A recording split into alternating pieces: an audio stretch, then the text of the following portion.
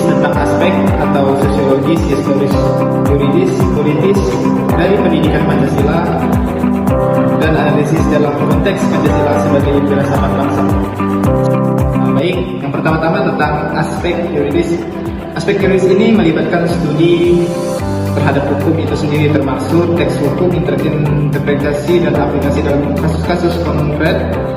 Dan aplikasi dalam kasus-kasus konkret, aspek ini mencakup pemahaman terhadap hukum yang berlaku.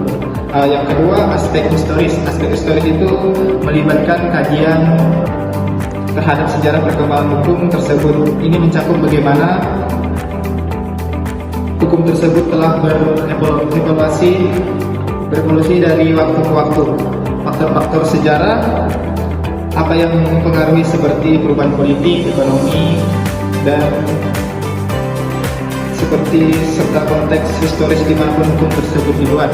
Lalu aspek sosiologis.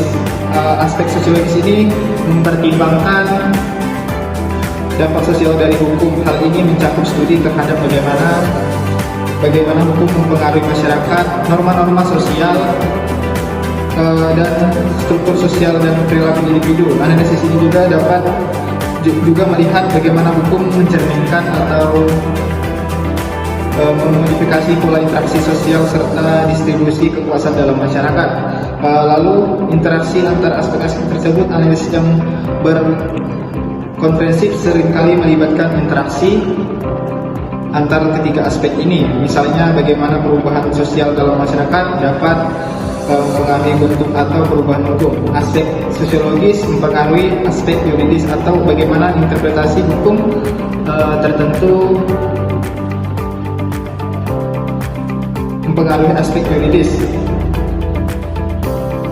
Lalu aspek politis.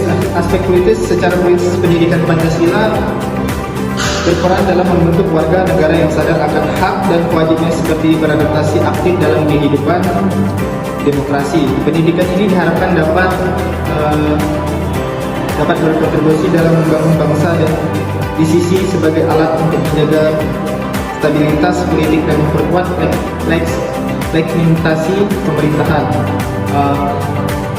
Baik, kali ini saya akan menganalisis Pancasila sebagai filsafat bangsa.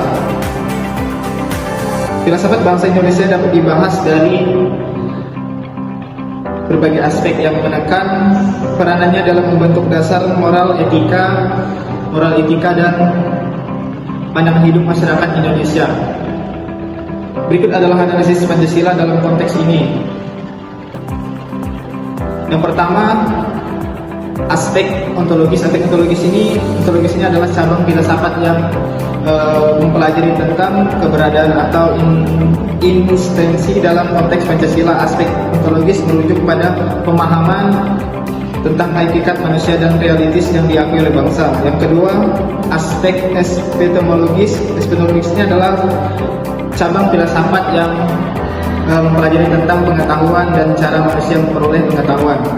Yang ketiga, aspek sosiologis. Aspek sosiologis ini adalah cabang filsafat yang mempelajari tentang nilai-nilai termasuk etika dan mistika. Baik, mungkin itu sedikit penjelasan tentang pembelajaran Pancasila dari saya. Jika ada kurang atau masih kurang jelas, mohon maaf. Sekian dari saya ucapkan selamat siang. Terima kasih.